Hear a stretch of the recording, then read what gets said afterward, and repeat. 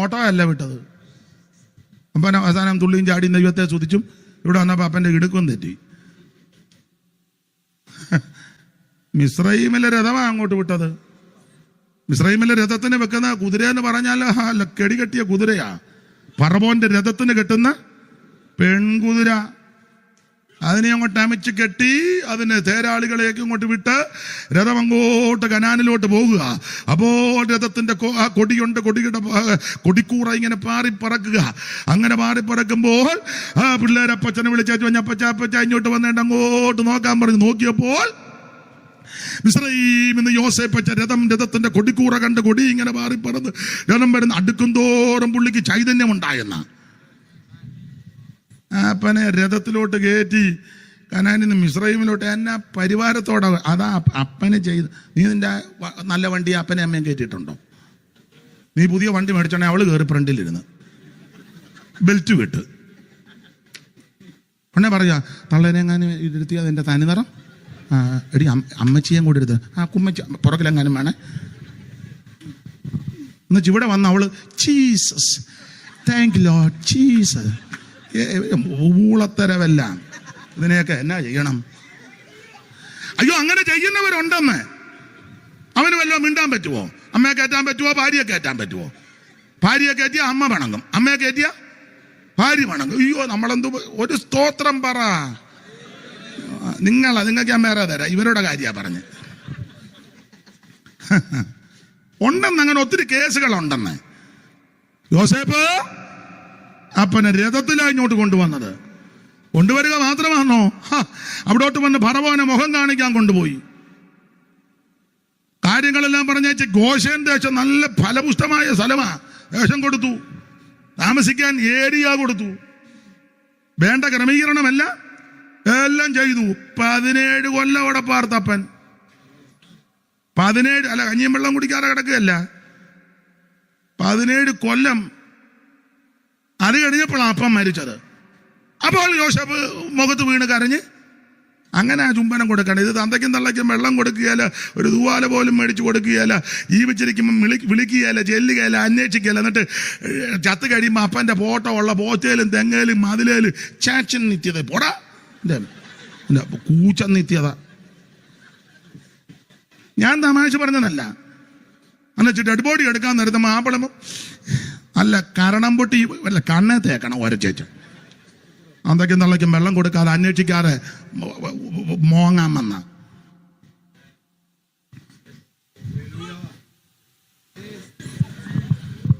ദൈവത്തിന് മഹത്വം. നിനക്ക് നന്മയുണ്ടാകുവാൻ നീ ഭൂമിയിൽ ദീർഘായുസ്സോടിരിപ്പാൻ കൺവശം വെക്കാനല്ല. അറിയാമല്ലോ. അതെ, ഞാൻ ആ ഭാഗം അങ്ങ് വിടുക. ദൈവത്തിന് മഹത്വം. അപ്പോൾ ഈ സുവിശേഷത്തിന്റെ വിശേഷതയായി പറയാൻ പോകുന്ന ഈ യേശുവിന്റെ തിരുജനനം, മരണം വിശേഷപ്പെട്ട മരണമാണ്. എന്താ ഇവിടുത്തെ മരണത്തിന്റെ ഈ മരണം ദുഃഖമാണ്. പക്ഷെ യേശുവിന്റെ മരണം നല്ല വാർത്തയാണ്. എന്താ യേശു ക്രിസ്തുവിന്റെ മരണം നല്ല വാർത്തയാകാൻ കാരണം? ഒരു കാരണം കൊരിന്ത്യർക്ക് എഴുതിയ 15-ാം അധ്യായം 1-ാം ലേഖനം 15:3 മുമ്പേ വായിച്ചതിൽ ഒന്നുകൂടെ വായിച്ചാ ടോമിച്ച.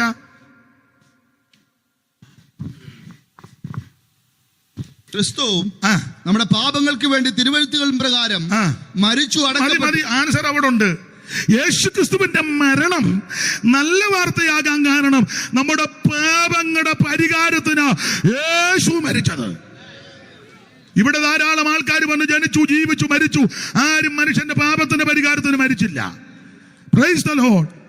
അവര് മരിച്ചു, വേറെ ചില കാര്യത്തിന് വേണ്ടിയൊക്കെ മരിച്ചു. പക്ഷേ യേശു ക്രിസ്തു മരിച്ചത് മനുഷ്യവർഗത്തിന്റെ പാപത്തിന് പരിഹാരം വരുത്താനാ. അതുകൊണ്ടാണ് ഈ മരണം നല്ല വാർത്ത. ഞാൻ എപ്പോഴും പറയാം, യേശുവിന്റെ മരണം നല്ല വാർത്ത. അതന്നെ, അതിന് വേണ്ടതുണ്ട് കാര്യം. വാക്യങ്ങൾ എടുപ്പിക്കാൻ നേരമില്ല, പറഞ്ഞു വിട്ടേക്കെ. അറിയാമല്ലോ എല്ലാവർക്കും. ഒന്ന്, മരിക്കാനാ ഇങ്ങോട്ട് വന്നേ.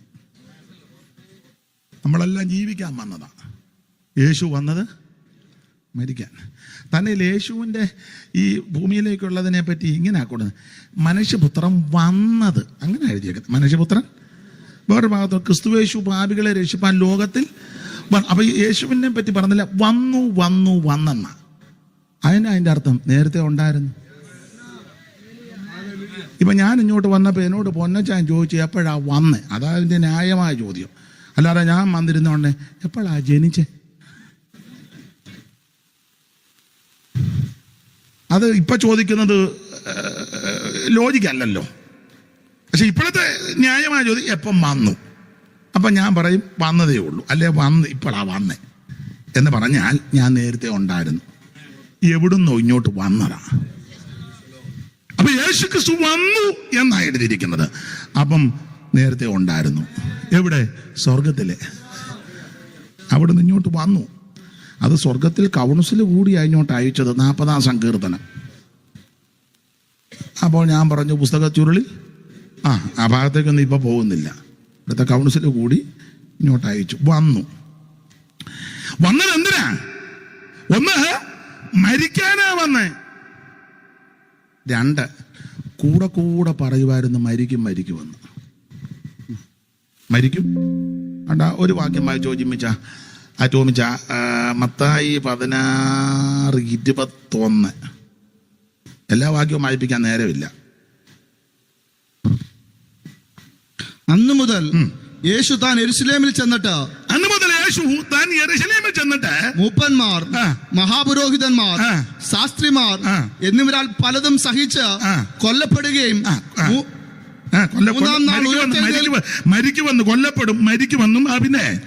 കൊല്ലപ്പെടുകയും 3-ാം നാൾ ഉയർത്തെഴുന്നേൽക്കുകയും വേണ്ടത് എന്ന ശിഷ്യന്മാരോട് പ്രസ്താവിച്ചു തുടങ്ങി. പ്രസ്താവിച്ചെന്നല്ല,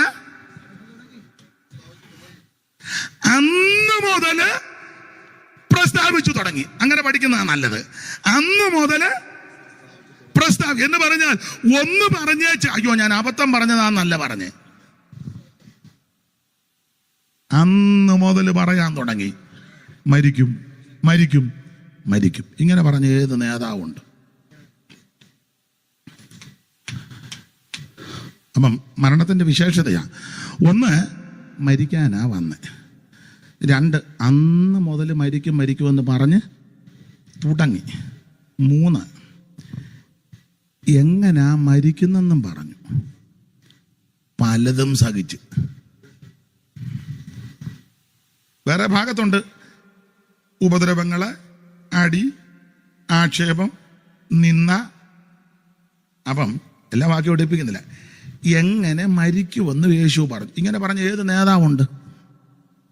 4, ഈ മരണത്തിന്റെ പിൻപിൽ ആരാണെന്ന് യേശു പറഞ്ഞു. മഹാപുരോഹിതന്മാര്, ശാസ്ത്രിമാര്, പരീശന്മാര്, അങ്ങനെ ഇവരാ ഇതിന്റെ പിൻപിൽ അണിയറ. അത് യേശു പറഞ്ഞു. ഇങ്ങനെ ആര് പറഞ്ഞു? 5, ഈ മരിക്കുമെന്ന് പറഞ്ഞു. 5, എവിടെ വെച്ച് മരിക്കുമെന്ന് യേശു പറഞ്ഞു? യെരൂശലേമിൽ. ഏത് നേതാവ് ഇങ്ങനെ പറഞ്ഞു? യേശു അല്ലാതെ. എവിടെ വെച്ച് മരിക്കും? യെരൂശലേമിൽ. 6, മരിക്കുമെന്ന് പറഞ്ഞിടത്തല്ല മരിക്കും എന്ന് പറഞ്ഞ് നിർത്തിയില്ല. മരിക്കുമെന്ന് പറഞ്ഞിടത്തെല്ലാം ചേർത്ത് പറഞ്ഞു ഉയർക്കും. അതും പറഞ്ഞു. ഇങ്ങനെ ആര് പറഞ്ഞു? ഇങ്ങനെ മരിക്കുമെന്ന് പോലും പറഞ്ഞില്ലല്ലോ. അല്ല, മരിക്കാൻ നേരത്ത് ഒന്നും പലരും നമ്മൾ ചോദിക്കല്ലേ അപ്പച്ചൻ എങ്ങനെയാ മരിച്ച? അപ്പച്ചൻ അങ്ങ് പോയി വല്ലതും പറഞ്ഞു, പിന്നെ ഒന്നും മിണ്ടിയില്ല. യേശു അങ്ങനല്ല. 1, മരിക്കാൻ വന്നു. 2, മരിക്കുമെന്ന് കൂടെ പറഞ്ഞു. 3, എങ്ങനെ മരിക്കുമെന്ന് പറഞ്ഞു. 4, ഇതിന്റെ പിമ്പിൽ ആരാണെന്ന് പറഞ്ഞു. 5, എവിടെ വെച്ച് മരിക്കുമെന്ന് പറഞ്ഞു. 6, മരിക്കുമെന്ന് പറഞ്ഞിടത്തെല്ലാം സ്റ്റോപ്പ് ചെയ്യാതെ പറഞ്ഞു ഉയർക്കുമെന്നും പറഞ്ഞു. 7, എപ്പോഴേലും ഉയർക്കുമെന്നല്ല പറഞ്ഞ 3-ാം ദിവസം ഉയർക്കും. എന്നെ നിർത്തണോ? സമയമായോ? ആയിക്കോട്ടെ. അപ്പോൾ 3-ാം ദിവസം ഉയർക്കുമെന്നും പറഞ്ഞു. ഇതുപോലെ പറഞ്ഞ ഒരു നേതാവുമില്ല, യേശു മാത്രമേ ഉള്ളൂ. അതാ ഈ മരണം നല്ല വാർത്തയാണ് പറഞ്ഞത്. ദൈവത്തിന് മഹത്വം. ഞാൻ ആ ഭാഗം വിടുക. അപ്പോൾ എന്താണ് സുവിശേഷം? യേശു ക്രിസ്തു. അല്പം കൂടെ വിശദീകരണമാ കൊരിന്ത്യ ലേഖനം. യേശു ക്രിസ്തുവിന്റെ ജനനം, മരണം, അടക്കം, ഉയർപ്പ്, ഇതാ സുവിശേഷം. ഇനി എന്തിനാ സുവിശേഷം? തീത്തോസ് 2:11 ഒറ്റവാക്കി പറയാം, സകല മനുഷ്യനും രക്ഷപ്പെടാൻ. അതിനാ സുവിശേഷം. ഒരു ഏരിയയോ ഒരു വിഭാഗക്കാരോ ഒരു മതക്കാരോ സംഘടനക്കാരോ ഒന്നുമല്ല, സകല മനുഷ്യനും. വായിച്ച് 2:11 തീത്തോസ്. സകല മനുഷ്യർക്കും രക്ഷാകരമായ ദൈവകൃപ മതി, തെളിഞ്ഞല്ലോ. സകല മനുഷ്യർക്കും രക്ഷാകരമായ. നീ ഹൈന്ദവനോ മുസ്ലിം സഹോദരനോ ബുദ്ധനോ ജൈനനോ പാഴ്സിയോ നാമധേയ ക്രിസ്ത്യാനിയോ നിരീശ്വരവാദിയോ കറുത്തതോ വെളുത്തതോ ഇരുനിറമോ പണ്ഡിതനോ പാമരനോ കുചേലനോ കുബേരനോ ആരും ആയിക്കൊള്ളട്ടെ, ദൈവത്തിന് ഇതൊന്നും വിഷയമല്ല. ആമൻ. സുവിശേഷം എന്തിനാണെന്നറിയാമോ? സകല മനുഷ്യനും രക്ഷപ്പെടാൻ. ഹല്ലേലൂയ. ഇതൊരു വിഭാഗക്കാരുടെ കുത്തകയല്ലെന്ന്. സകല മനുഷ്യനും രക്ഷപ്പെടണം. അല്ലാതെ ഞങ്ങൾ മാത്രം രക്ഷപ്പെട്ടാൽ മതി, വേറൊരുത്തനെല്ലാം പോട്ടെന്നല്ല. സകല മനുഷ്യരും. ദൈവത്തിന് മഹത്വം. ഓടിച്ചു പറയാ എന്താണ് സുവിശേഷം? യേശു ക്രിസ്തു. എന്തിനാ സുവിശേഷം? സകല മനുഷ്യനും രക്ഷപ്പെടാൻ. ഇനി ആരോടാ പറയേണ്ടത്? വായിച്ചേ ടോമിച്ച. മർക്കോസ് 16:15 മർക്കോസ് 13:10. ചടിയടാന്ന് വായിച്ചോ, നിർത്തുക. എല്ലാം അറിവുള്ള വാക്യമല്ലേ? മർക്കോസ് 16:15 13:10. പിന്നെ അവൻ അവരോട്, നിങ്ങൾ ഭൂലോകത്തിലൊക്കെയും പോയി സകല സൃഷ്ടിയോടും സുവിശേഷം പ്രസംഗിക്കുക. സകല സൃഷ്ടികളും ഇത് കേൾക്കണം. അതെന്തിനാന്ന് ചോദിച്ചാൽ, വേറൊരു ചിന്ത പറഞ്ഞാൽ, ഈ സൃഷ്ടികളെല്ലാം ഞരങ്ങിക്കൊണ്ടിരിക്കുക. സൃഷ്ടിക്കെല്ലാം ഒരു വീണ്ടെടുപ്പുണ്ട്. നമ്മളൊരു പാട്ട് പാടുകയല്ലേ, സർവ്വ സൃഷ്ടികൾ ഏകമായി ഏങ്ങിടും രോദനം. കേൾക്കും. സർവ സൃഷ്ടികൾ ഞരങ്ങുക. എന്തിനാ? ഇതിനൊരു വീണ്ടെടുപ്പുണ്ട്. അപ്പൊ സകല സൃഷ്ടികളോട് സുവിശേഷം അറിയിക്കണം. മർക്കോസ് 10:13. എന്നാൽ സുവിശേഷം മുമ്പേ സകല ജാതികളോടും പ്രസംഗിക്കണം. അപ്പൊ സകല ജാതികളും ഇത് കേൾക്കണം. ഈ ജാതിയും മതവും വർഗവും വർണ്ണമൊക്കെ മനുഷ്യനൊപ്പിച്ച വിനകൃതിയാ. വേദപുസ്തകം പഠിപ്പിക്കുന്നത് ഈ ഭൂമിയിൽ പറക്കുന്ന സകല മനുഷ്യനും ഒറ്റയൊരുത്തന്റെ സന്തതിയാ. അതല്ലേ 17:24 അറിവുള്ള വാക്യമാ. അപ്പോസ്തല പ്രവൃത്തി 17:24 26 ഒന്ന് വായിച്ചേ ടോമിച്ച. ഭൂതലത്തിലെങ്ങും കുടിയിരിക്കുവാൻ അവനൊരുത്തിൽ നിന്ന് മനുഷ്യജാതിയെ ഉളവാക്കിയെന്ന 26 24 ലോകവും 26 ഭൂതലത്തിലെങ്ങും കുടിയിരിപ്പാൻ അവൻ ഒരുത്തരിൽ നിന്ന് മനുഷ്യജാതിയൊക്കെ ഉളവാക്കി. സകല എണ്ണോ ഒറ്റ ഒരുത്തൻ്റെതാന്ന്. അന്നേരം നമ്മൾ പറയുക, ഞാൻ ഇച്ചിരി കൂടിയതാ, മറ്റവൻ ഇച്ചിരി. ഞങ്ങള് കുണ്ടറ പണിക്കര, ഉടനെ മറ്റവൻ ഞങ്ങൾ കുണ്ടറ തരകൻ, ഉടനെ മറ്റവൻ കുണ്ടറ മുതലാളി, അത് അടൂര. ഞങ്ങൾ മുതലാളി, മറ്റവൻ തരകൻ, മറ്റവൻ പണിക്കൻ, പിന്നെ വേറെ ഏതാണ്ട് ഒരെണ്ണം കൊണ്ടുണ്ട്, വൈദ്യൻ, അത് നമ്മുടെ ചേതേവലക്കര. എന്നതാടാ ചുമ്മാ ഊളം വർത്താനമെല്ലാം പറഞ്ഞു. ഓ, നിങ്ങളും ബൈബിൾ വിശ്വസിക്കുന്നില്ലല്ലേ? ഞാൻ ബൈബിള് വിശ്വസിക്കുന്ന ആളാ. നീ പണിക്കാനാന്നേലും തരകനാന്നേലും വൈദ്യനാന്നേലും മുതലാളിയാന്നേലും പിള്ളയാന്നേലും ആരാന്നേലും സകല എണ്ണ ഒറ്റ ഒരു തന്നെതാ. ആണ്ട മോന്ത തെളിയുന്നില്ലല്ലോ പറഞ്ഞിട്ട്, സത്യം പറഞ്ഞിട്ട്. തെളിയത്തില്ല. ഒന്ന് കേൾപ്പിക്ക് തോമിച്ചാ വായിച്ച. ഭൂതലത്തിലെങ്ങും കുടിയിരിപ്പാൻ. എടാ പൊട്ടാ, ഭൂതലത്തിലെങ്ങും കുടിയിരിക്കാൻ അവൻ ഒരുത്തരിൽ നിന്ന് മനുഷ്യജാതിയെ മുഴുവൻ ഉളവാക്കി. ഈ ലോകത്തിൽ പാർക്കുന്ന സകല മനുഷ്യരും ഒറ്റ ഒരുത്തന്റെ സന്തതിയാ. അതുകൊണ്ട് ആ സുവിശേഷം എല്ലാവർക്കും ആവശ്യം. സകല മനുഷ്യരും രക്ഷപ്പെടണം. എന്നാ ഈ ഭാഗം കട്ട് ചെയ്യണമെന്നാണോ ചെന്ന് പറഞ്ഞു കൊടുത്തേ? പിന്നെ എന്നാ പറഞ്ഞേ? പോവാന്നാ? പൊക്കോ. ഞാനോടത്ത് നീ അവിടെ ചെന്ന് ഇതങ്ങ് കട്ട് ചെയ്തേക്കണം. അയാൾ അങ്ങനെ വായി വരുന്നതെല്ലാം ഇതങ്ങനെ കട്ട് ചെയ്താ ഞാൻ സകല മനുഷ്യനും രക്ഷപ്പെടണം. ദൈവത്തിന് മഹത്വം. അപ്പൊ അതുകൊണ്ട് എന്താ സുവിശേഷം? യേശു ക്രിസ്തു. എന്തിനാ സുവിശേഷം? സകല മനുഷ്യനും രക്ഷപ്പെടാൻ. ആരാ കേൾക്കേണ്ടത്? സകല ജാതികളും ഇത് കേൾക്കണം. അതെന്നാ? ഇതെല്ലാം ഒറ്റ സന്തതിയാ. അതുകൊണ്ട് സഭയെ വരുന്ന നീ ഞാൻ ഇച്ചിരി കൂടിയവനാ, മറ്റവൻ കുറഞ്ഞവനാ, മിണ്ടിപ്പോകരുത്. നിന്റെ അടിവയറ്റ് തീ കത്തിക്കും ദൈവം നീ വളച്ചിലെടുത്താൽ. എന്നാൽ ഒരുത്തൻ പറയാ ഞങ്ങള് സിറിയനാ, മറ്റവനോ അവര് പറഞ്ഞ അവൻ മരക്കാനാന്ന്. എടാ നിന്റെ സഭയെ വന്ന് ഞങ്ങൾ പണിക്കരാ, ഞങ്ങൾ വൈദ്യരാ, ഞങ്ങൾ മുതലാളിയാ, മറ്റവൻ അവൻ മരക്കാനാന്ന്. നിന്നിലും നല്ലതവനാ.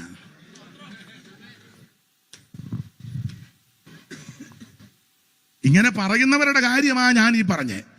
ഇത് പറയാത്ത എത്രയോ നല്ല മനുഷ്യരുണ്ട്. അവരെ ഓർത്ത് ഞാൻ ദൈവത്തെ സ്തുതിക്കുന്നു. എല്ലാവരും മോശക്കാരല്ല, നല്ല മനുഷ്യര് എല്ലാ വിഭാഗത്തിലും ഉണ്ട്. പക്ഷെ അവർക്ക് അവസരമില്ലല്ലോ.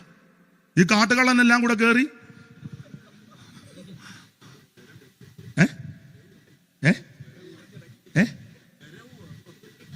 എനിക്ക് മനസ്സിലായി.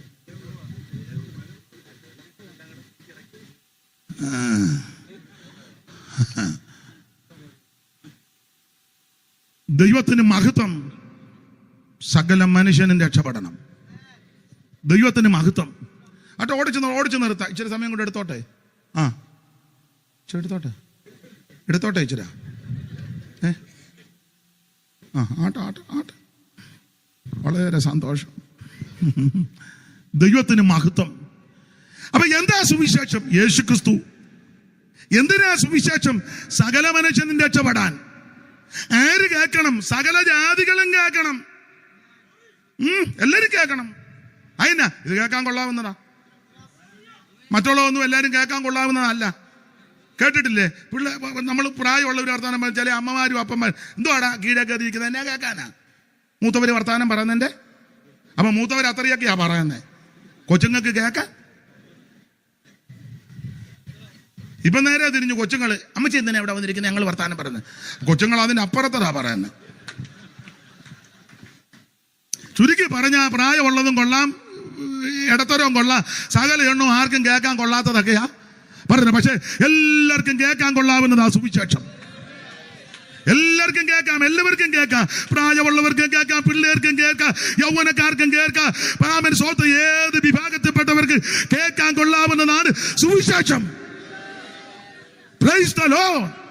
എല്ലാവർക്കും സുവിശേഷം കേൾക്കാം. അപ്പൊ എല്ലാവർക്കും വേണ്ടി ആ സുവിശേഷം. സകലരും രക്ഷപ്പെടണം. അതിനാ. ഇനി എങ്ങനെയാ ഇത് പറയേണ്ടത്? അതാ മുമ്പേ വായിച്ച 5-ാം വാക്യം. ഞങ്ങളുടെ സുവിശേഷം വചനമായി മാത്രമല്ല. തെസ്സലോനിക്കർക്ക് എഴുതിയ 1-ാം ലേഖനം 1-5 മുമ്പേ വായിച്ചില്ലേ? ഞങ്ങളുടെ സുവിശേഷം വചനമായി മാത്രമല്ല, ശക്തിയോടും പരിശുദ്ധാത്മാവോടും ബഹുനിശ്ചയത്തോടും. ഇങ്ങനെ ഇത് പറയണ്ട, ഇങ്ങനെ പറയണം. ദൈവത്തിന് മഹത്വം. ശക്തിയോടും പരിശുദ്ധാത്മാവോടും ബഹുനിശ്ചയത്തോടും സുവിശേഷം പറയണം. അത് കേൾക്കേണ്ടത് എങ്ങനെയാന്ന് 6-ാം വാക്യം. ബഹുകഷ്ടം സഹിക്കേണ്ടി വന്നിട്ടും പരിശുദ്ധാത്മാവിനെ സന്തോഷത്തോടെ വചനം കൈക്കൊണ്ട്.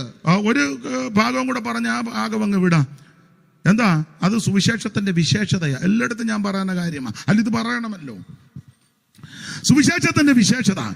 സുവിശേഷത്തിന് ഒത്തിരി വിശേഷതയുണ്ട്. എന്താ വിശേഷത? ചടികടാന്ന് വായിക്കണേ. ചടികട റോമാലേഖനം 1:16. എല്ലാവർക്കും അറിവുള്ള വാക്യമാണ്, പക്ഷേ എന്നാലും അറിഞ്ഞിരിക്കണം. റോമാലേഖനം 1:16 സുവിശേഷത്തിന്റെ വിശേഷത. 1, ഇത് രക്ഷിക്കുന്ന മാർഗമാണ്. 1:16 വായിരേ. സുവിശേഷത്തെ കുറിച്ച് എനിക്ക് ലജ്ജയില്ല. വിശ്വസിക്കുന്ന ഏവനും, ആദ്യം യഹൂദനും പിന്നെ യവനനും, അത് രക്ഷയ്ക്കായി ദൈവശക്തിയാകുന്നുവല്ലോ. ശ്രദ്ധിക്കുക, സുവിശേഷത്തിന്റെ വിശേഷത 1, ഇത് രക്ഷിക്കുന്ന മാർഗമാ. ഇന്ന് രാത്രി നിന്നെ രക്ഷിക്കുന്ന ഒരേ ഒരു മാർഗം സുവിശേഷമാ. നിന്റെ കുടുംബത്തെ രക്ഷിക്കും, നിന്നെ രക്ഷിക്കും. മറ്റൊരുത്തനും രക്ഷയില്ല. യേശു ക്രിസ്തു മാത്രം രക്ഷകൻ. 1, ഇത് രക്ഷിക്കുന്ന മാർഗമാണ് എന്ന് പറഞ്ഞാൽ ഈ രക്ഷ കരസ്ഥമാക്കുവാൻ ഭൗതിക വസ്തു ഒന്നും കൊണ്ട് കൊടുക്കണ്ട. ആട് വേണ്ട, കാട് വേണ്ട, മാട് വേണ്ട, കോഴി വേണ്ട, ആമൻ സ്വത്ത് ഏത്തക്കൊല വേണ്ട, പൂവങ്കൊല വേണ്ട, ആമൻ അരി വേണ്ട, പൊരി വേണ്ട, തുണി വേണ്ട, മണി വേണ്ട, കിണി വേണ്ട, ഒന്നും വേണ്ട. ആമൻ അയന്ന ഇതൊന്നും അങ്ങോട്ട് കൊണ്ടുവന്നിട്ട് കാര്യവുമില്ല. അതന്നെ, ഇത് മുഴുവൻ സൃഷ്ടിച്ചവൻ ദൈവമല്ലേ?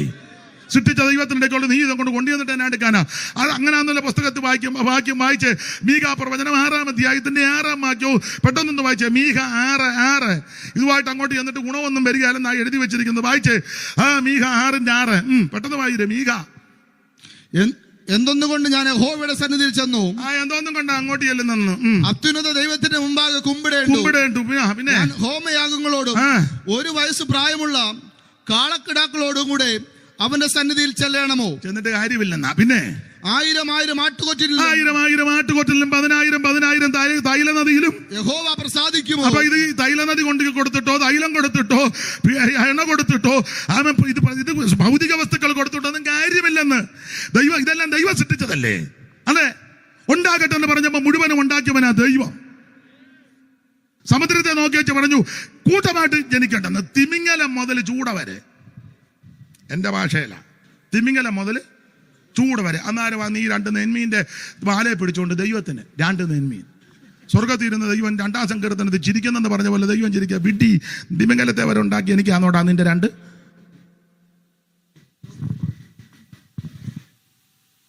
കരയിലോട്ട് നോക്കി വെച്ച ദൈവം പറഞ്ഞു കൂട്ടമായിട്ട് ജന്തുവർഗം. ഇന്നത്തെ രീതി അനുസരിച്ച് പുറകിലോട്ട് പോകുന്നില്ല. ആന മുതൽ അരണ വരെ. ദൈവത്തിനാ നിന്റെ ഒരാട്, അതും കറക്കാൻ സമ്മതിക്കാത്ത ചൊരത്താത്ത ആട് പിടിച്ച് ഞാനാ പോലും ഒരു തുള്ളി പാല് വരുന്നില്ല. ആടിനെ വലിച്ചോണ്ട് പോവാ പെയ്ത്തോമിലിട്ടു.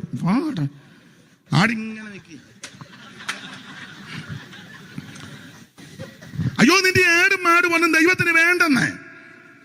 വേണോ? വേണ്ട. വായിച്ചേ 50-9 സങ്കീർത്തനം. പെട്ടെന്ന് വായിര്. 50-9 ഒരു പ്രാസത്തില്ല. 50-9 വായിരേ. അത് തന്നെ അമ്മാമ വായിച്ചല്ലോ. നിന്റെ വീട്ടിൽ നിന്ന് കാളയോ? അയ്യോ എന്റെ തങ്കച്ച, നിന്റെ വീട്ടിൽ നിന്ന് കാളയോ? മേരിക്കുട്ടി, നിന്റെ തൊഴുത്തുകളിൽ നിന്ന് കോലാട്ടുകൊറ്റന്മാരെയോ ഞാൻ എടുക്കുകയില്ല. വേണ്ടെന്ന്. ജേഴ്സിയാണ് ദൈവത്തിന്. പിന്നെ ദൈവത്തിന് ജേഴ്സിയും മേടിച്ചു ഒന്നും വേണ്ട.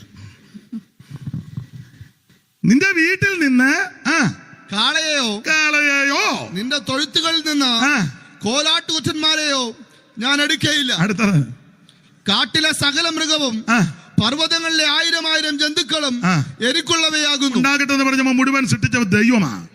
ദൈവത്തിനാണോ നിന്റെ ആടും മാടും? ദൈവത്തിന് വേണ്ട. അടുത്തത് മലകളിലെ പക്ഷികളെ ഒക്കെ ഞാൻ അറിയുന്നു. സകല പക്ഷികളെയും ദൈവം, കുരുകില് മുതൽ, കുരുകിലും ചെറുതുണ്ട്, വിട്ടിലും ചെറുതുണ്ട്, കൊതുകിലും ചെറുതുണ്ട്. അത് സൃഷ്ടിച്ചവനാ ദൈവം. എന്റെ ഭാഷ പറഞ്ഞ കൊതുക് മുതൽ ഗരുഡൻ വരെ, ഈച്ച മുതൽ. പണ്ട് എഴുത്തച്ഛനൊരു നമ്പിയാരാന്ന് തോന്നുന്നൊരു ഒരു വരി കവിതയിലുണ്ട്. പക്ഷീന്ദ്രനുണ്ട് ഗരുഡനെന്നോർത്തിട്ട് അക്ഷികക്കൂട്ടം മതിക്കും കണക്കിനെ. പക്ഷികളുടെ രാജാവാ ഗരുഡൻ, അക്ഷികക്കൂട്ട ഈച്ച. അപ്പൊ ഈച്ച മുതൽ ഗരുഡൻ വരെ സൃഷ്ടിച്ചവനാ ദൈവം. അന്നേരം ദൈവത്തിനൊരു 2 പെടക്കോഴി, ഒരു പൂവൻ കോഴി. എവിടെ പോകുന്ന അമ്മാമേ? ദൈവത്തിന് കൊടുക്കാൻ. പിന്നെ പുള്ളി അടവെക്കാൻ പോവല്ലേ? ദൈവത്തിന് നിന്റെ കോഴിയും വേണ്ട, ആടും വേണ്ട, താറാവും വേണ്ട, ആടും വേണ്ട, ഒന്നും വേണ്ട. ദൈവത്തിന് നിന്നെ ആവശ്യം. ഇന്ന് രാത്രി നിന്റെ ഹൃദയത്തിൽ എഴുന്നള്ളി വസിക്കുവാൻ ദൈവം ഇഷ്ടപ്പെടുന്നത്. അതുകൊണ്ട് ഓർപ്പിക്കട്ടെ, 5 പൈസ കൊടുക്കണ്ട, 1 കാശ് കൊടുക്കണ്ട, 1 മൈൽ നടക്കണ്ട. ഇന്ന് രാത്രി ഹൃദയം കർത്താവിന് കൊടുക്ക്. സുവിശേഷത്തിന്റെ വിശേഷത, സുവിശേഷം നിന്നെ രക്ഷിക്കും.